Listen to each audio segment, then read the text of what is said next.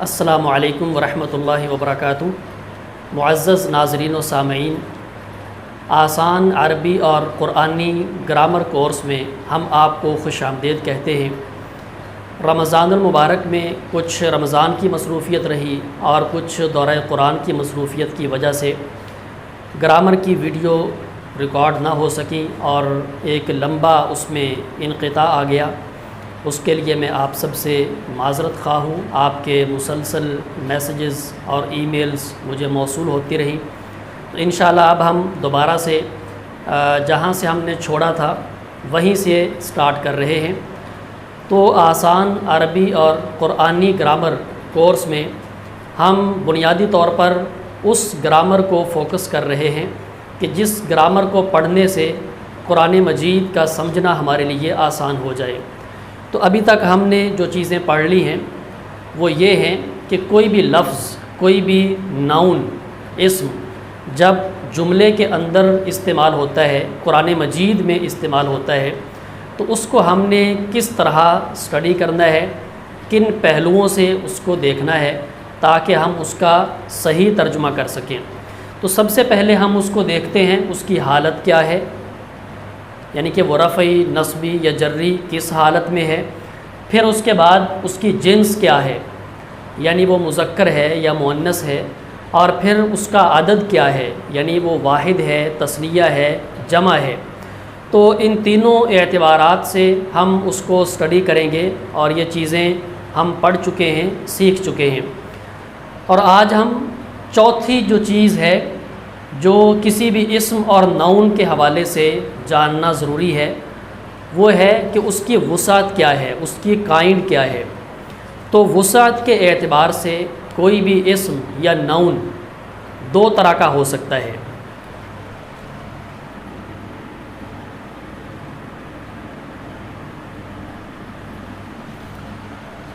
یعنی اس کی دو قسمیں ہیں وسعت کے اعتبار سے، اس کے معنی کی حدود کہاں تک ہے، وہ محدود اس کا معنی ہے یا لامحدود ہے۔ تو یا وہ نکرہ ہوگا یا پھر وہ معرفہ ہوگا۔ نکرہ یعنی کامن ناؤن، کہ وہ اسم جو کسی عام چیز پر بولا جائے، جس کا معنی خاص نہ ہو، اسے نکرہ کہا جاتا ہے۔ مثال کے طور پہ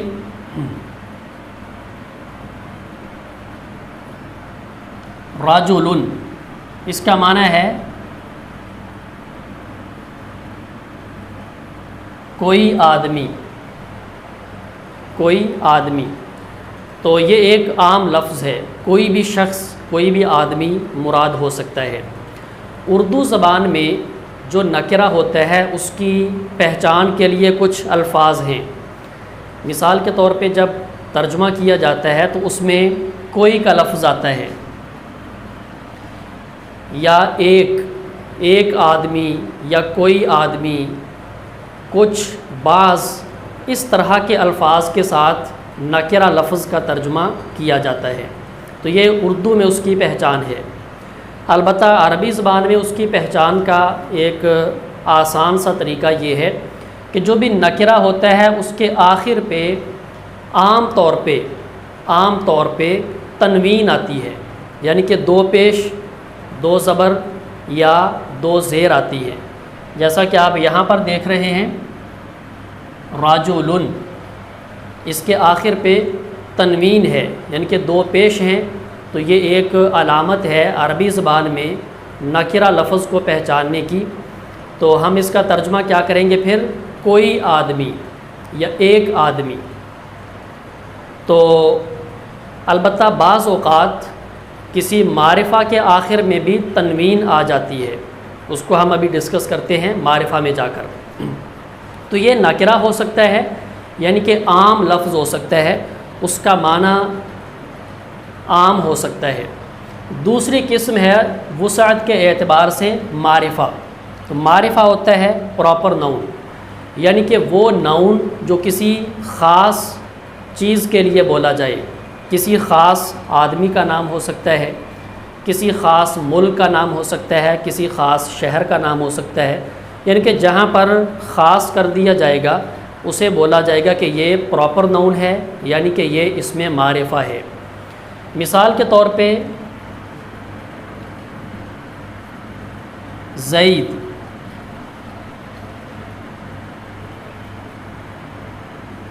محمد۔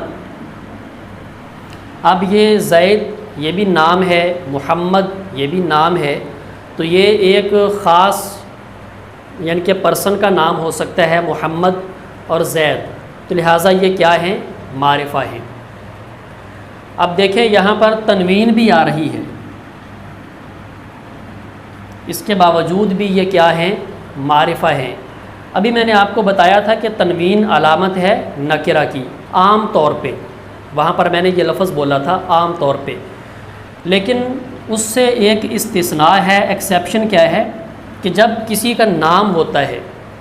اب دیکھیں کہ انڈرسٹوڈ ہے کہ زید ایک نام ہے، محمد ایک نام ہے، تو یہ ایک خاص آدمی کا نام ہے، تو یہ معرفہ ہے۔ تو جہاں پر نام ہوگا، اس میں علم ہوگا، اس کے اینڈ پہ تنوین بھی آ جائے، وہ پھر بھی کیا رہے گا؟ معرفہ، وہ نکرہ اس کو ہم نہیں کہیں گے۔ اس بات کو آپ نے ذہن میں رکھنا ہے۔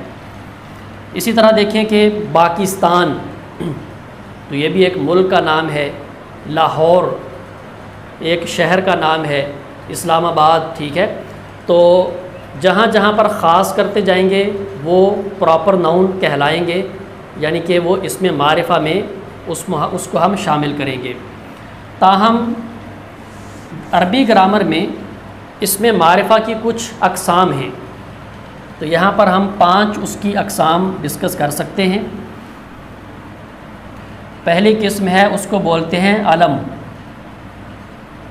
کوئی بھی نام، علم کہتے ہیں نام کو، جیسے محمد ہے، خالد ہے، بکر ہے، رضوان ہے، جتنے بھی نام ہوتے ہیں، کسی بھی چیز کا نام، اسپیسیفک نیم جو ہوتا ہے اسے علم بولا جاتا ہے، تو یہ معرفہ ہوتا ہے۔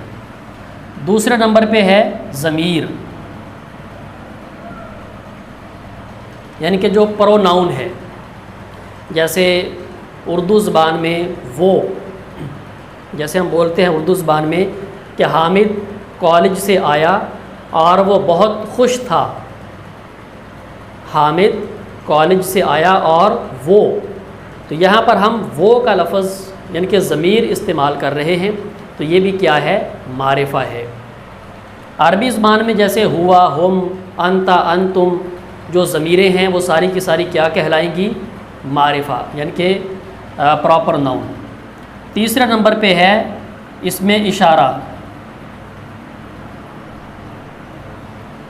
جیسے ہاذا، ہاذہ، ذالکا، تلکا، اولئکا، جب اشارہ کیا جائے کسی بھی چیز کی طرف تو وہ خاص ہو جاتی ہے، معرفہ ہو جاتی ہے۔ چوتھے نمبر پہ ہے اس میں موصول، جیسے الذی، اللتی، الذین، جتنے بھی اسماء موصولہ ہیں یہ سارے کے سارے معرفہ ہیں۔ اور پانچویں نمبر پہ ہے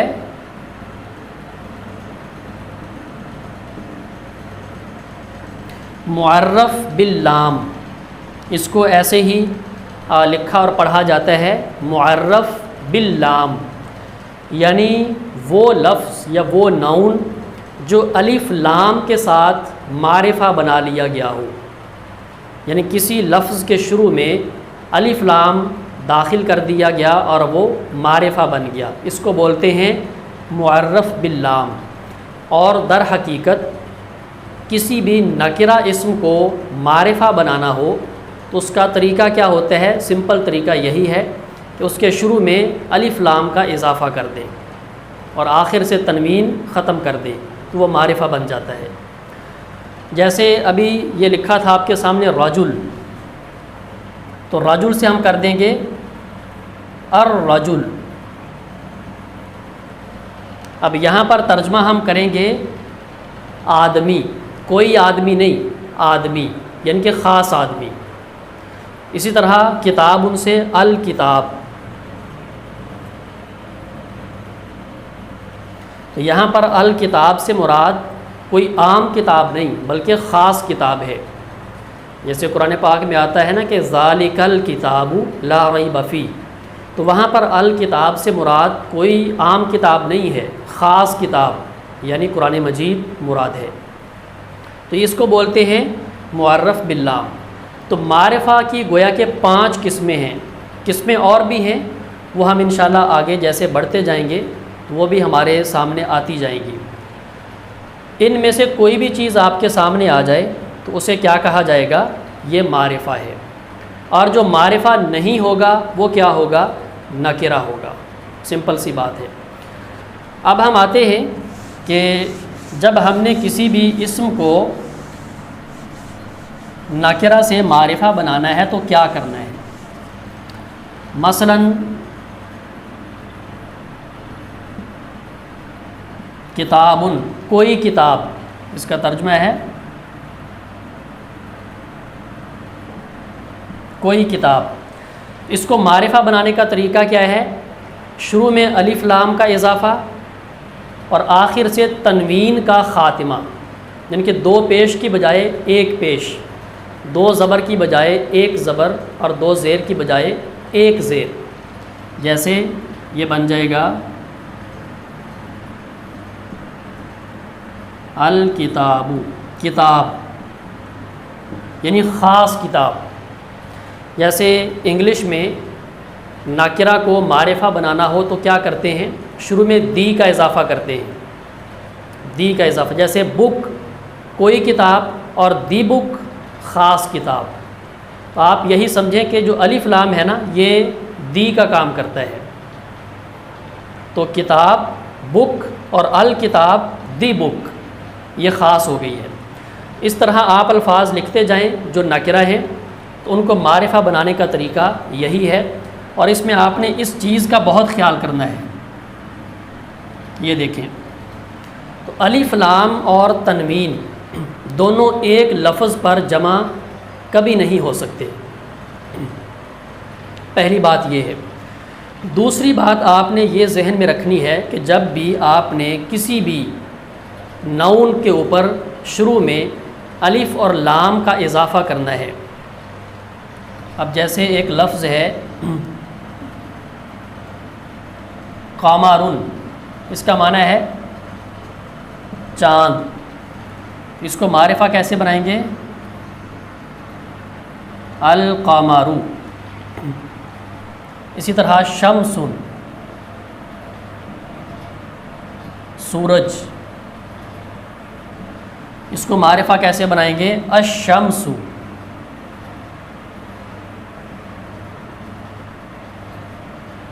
یہ خاص ہو گیا ہے۔ اس میں ایک چیز آپ نوٹ کریں گے کہ القمر، الشمس، دونوں کو پڑھنے میں تھوڑا سا فرق آ رہا ہے۔ دیکھیں ذرا، القمر اس میں ہم لام کو پروناؤنس کر رہے ہیں، القمر، لیکن الشمس یہاں پہ لام کو پڑھ نہیں رہے، بلکہ یہ جو شروع میں حمزہ ہے اس کو ڈائریکٹ شین کے ساتھ ملا کر تشدید کے ساتھ پڑھ رہے ہیں، الشمس۔ تو یہ فرق کیا ہے؟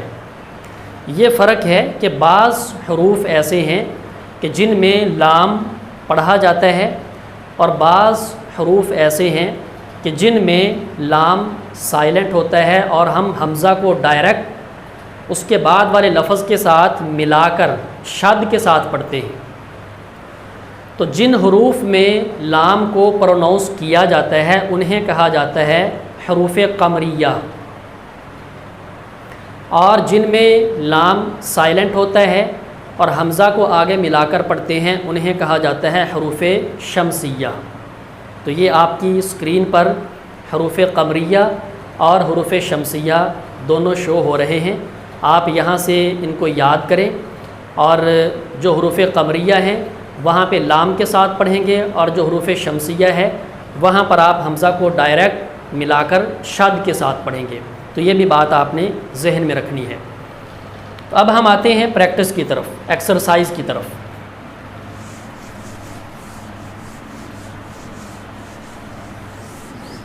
ہاں، ایک اور اہم چیز جو آپ نے یاد رکھنی ہے، یہ بھی ایک قاعدہ ہے آپ نے اس سے پہلے پڑھا تھا کہ جو اسم ہوتا ہے عربی زبان میں یہ یا تو معرب ہو سکتا ہے یا غیر منصرف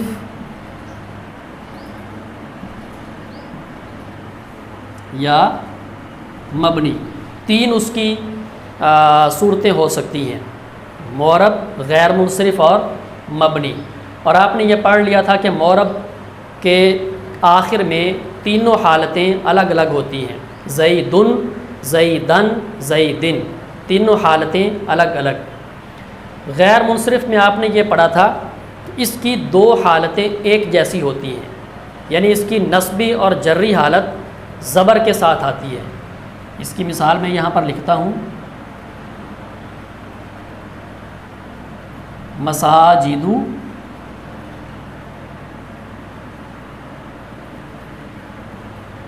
مساجدہ، مساجدہ۔ یہ اگر آپ نے پچھلی ویڈیوز دیکھی ہیں تو آپ کو یہ بات آسانی سے سمجھ آ جائے گی۔ اب دیکھیں کہ یہ رفعی حالت پیش کے ساتھ ہے، نصبی حالت زبر کے ساتھ ہے، اور جری حالت بھی کیا ہے؟ زبر کے ساتھ، اور یہ نکرہ ہے، ٹھیک ہے، یہ نکرہ ہے۔ جب ہم اس کو معرفہ بنائیں گے، یعنی اس کے شروع میں الف لام داخل کر دیں گے، یہ بن جائے گا المساجد، المساجدہ، یہ نصبی حالت ہے، اور المساجدی، یہ دیکھیں۔ اب یہاں پر تینوں حالتیں مختلف آ رہی ہیں غیر منصرف کی، تو یہ بھی ایک آپ اس کو آپ قاعدہ کہہ لیں، اس کو آپ ایکسیپشن کہہ لیں، جو مرضی نام آپ دے لیں، اس کو آپ نے ذہن میں رکھنا ہے کہ جب ہم غیر منصرف کے اوپر الف لام داخل کرتے ہیں تو پھر اس کی جری حالت زیر کے ساتھ آتی ہے، ٹھیک ہے، پھر یہ فرق پڑتا ہے، تو یہ بھی آپ نے ذہن میں رکھنا ہے۔ تو ابھی ہم ایکسرسائز کی طرف جاتے ہیں۔ تو ہم نے سب سے پہلے یہ لکھا تھا رفعی، نصبی، جری۔ مثال کے طور پہ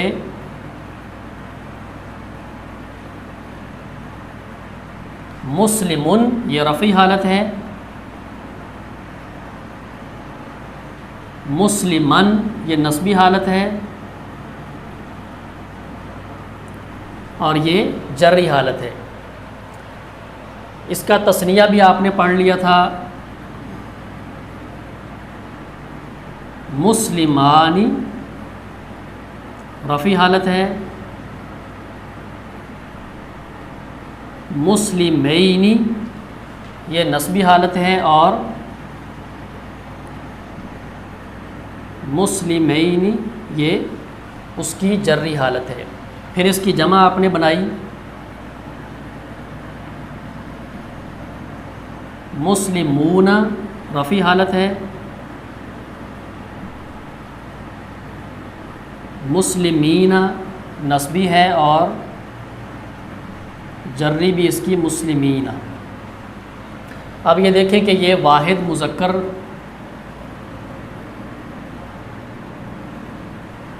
یہ تثنیہ مذکر، اور یہ جمع مذکر، تو یہاں تک اس کی 9 شکلیں بن گئی ہیں واحد، تثنیہ، جمع کے اعتبار سے۔ پھر ہم نے 9 بنائی تھیں مؤنث کی، دیکھیں اس کی مؤنث کیا بنے گی۔ سمپل ہم نے پڑھا تھا کہ اینڈ پہ تا کا اضافہ کریں، مسلماتن، اور نصبی حالت ہے مسلماتن اور مسلماتن۔ پھر اس مؤنث لفظ کا تثنیہ کیا آئے گا، مسلمتانی،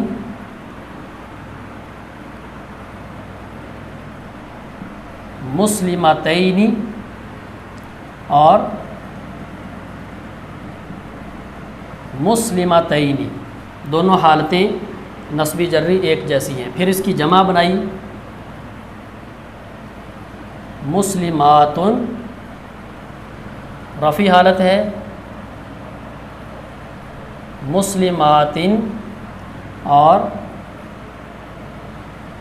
مسلمات۔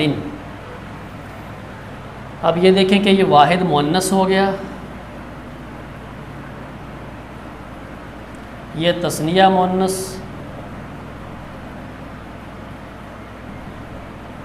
اور یہ جمع مؤنث۔ تو یہاں تک کتنی اس کی شکلیں بن گئی ہیں؟ 18، جو ہم نے لاسٹ کلاس میں 18 شکلیں بنائی تھیں وہ یہاں تک بن رہی ہیں۔ اب یہ ساری کی ساری کیا ہیں؟ نکرہ ہیں۔ ہم نے کہا تھا کہ ہم ایک لفظ کی 36 شکلیں بنائیں گے، تو 18 بن گئی تھی، آج ہم نے انشاءاللہ 36 پہ جانا ہے، اور یہ بہت ایزی ہے۔ ابھی دیکھیں کہ یہ ساری کیا ہیں؟ نکرہ ہیں۔ تو آپ ان سب کو معرفہ کر دیں تو یہ 18 نکرہ ہوں گی اور 18 معرفہ کتنی ہو جائیں گی؟ 36۔ تو نکرہ سے معرفہ بنانے کے لیے سمپل کیا کرنا ہے؟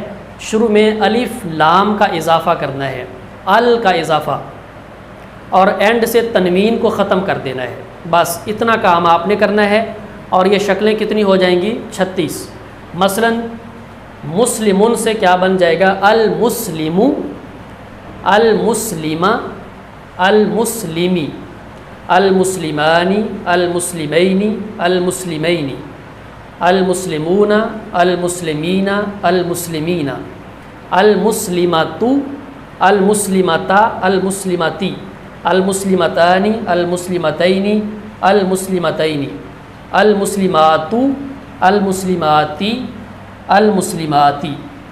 تو یہ اس طرح 18 بن جائیں گی معرفہ، اور یہ ٹوٹل ہو جائیں گی 36 شکلیں ایک لفظ کی، ایک اسم کی۔ تو آپ نے اسی طرح ایک ایک ناؤن جو بھی آپ کو ایکسرسائز میں دیا جائے گا، آپ نے اس کی 36 شکلیں بنانی ہیں۔ تاہم ایک چیز کو ذہن میں رکھنا ہے، وہ میں آپ کو ابھی بتا دیتا ہوں۔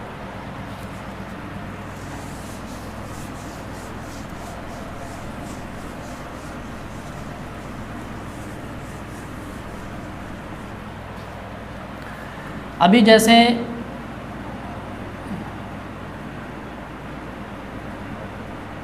مسلمون، یہ ایک لفظ تھا، اس کی آپ نے بنائی 18 شکلیں بنیں گی، نکرہ کی، جمع، معرفہ کی،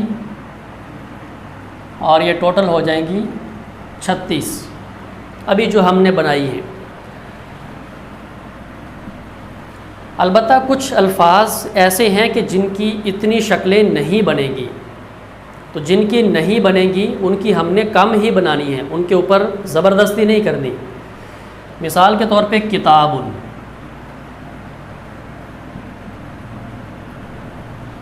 تو کتاب جو ہے یہ ایسا لفظ ہے کہ جس کا مذکر مؤنث نہیں ہے، تو مذکر مؤنث نہیں ہے تو اس کی شکلیں کم ہو جائیں گی، اس کی شکلیں کم ہو جائیں گی۔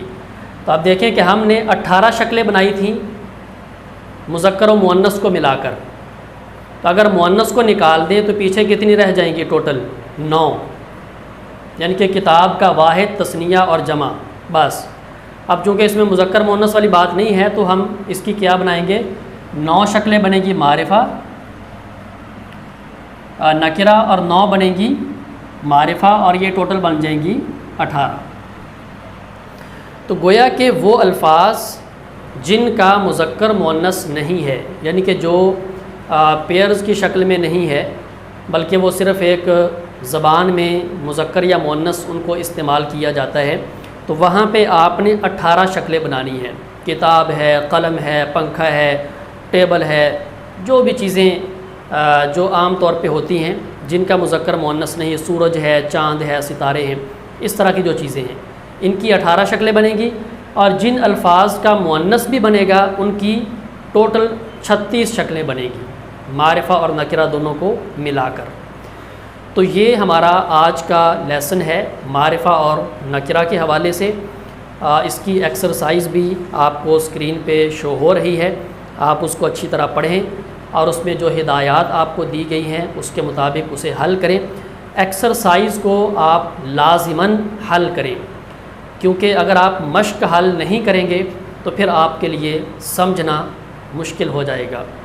اور دوسری بات یہ ہے کہ ابھی تک جو آپ پڑھ رہے تھے یہ تھا مفرد الفاظ، یعنی کہ ایک لفظ جو مفرد ہے اور وہ جملے میں آ رہا ہے تو اس کو ہم نے کس پہلو سے اسٹڈی کرنا ہے، کس اینگل سے دیکھنا ہے۔ تو اس کی ہم نے حالت کو دیکھنا ہے، جنس کو دیکھنا ہے، عدد کو دیکھنا ہے، وسعت کو دیکھنا ہے۔ تو جب الفاظ ملتے ہیں، دو الفاظ مل جاتے ہیں یعنی کہ مرکبات بنتے ہیں، تو پھر ہم نے کس طرح اس کا ترجمہ کرنا ہے۔ تو انشاءاللہ ہم اگلی کلاس میں، اگلی ویڈیو میں مرکبات پر بات کریں گے اور پھر مرکبات سے آگے جملوں کی طرف جائیں گے۔ تو آہستہ آہستہ سٹیپ بائی سٹیپ انشاءاللہ آگے بڑھتے جائیں گے۔ اگر کوئی بات آپ کو سمجھ میں نہیں آ سکی ہے تو آپ کمنٹس میں پوچھ سکتے ہیں، آپ واٹس ایپ پر آ کر پوچھ سکتے ہیں۔ تو اللہ تعالی ہمارے لیے قرآن مجید کا فہم آسان بنائے۔ والسلام علیکم ورحمۃ اللہ وبرکاتہ۔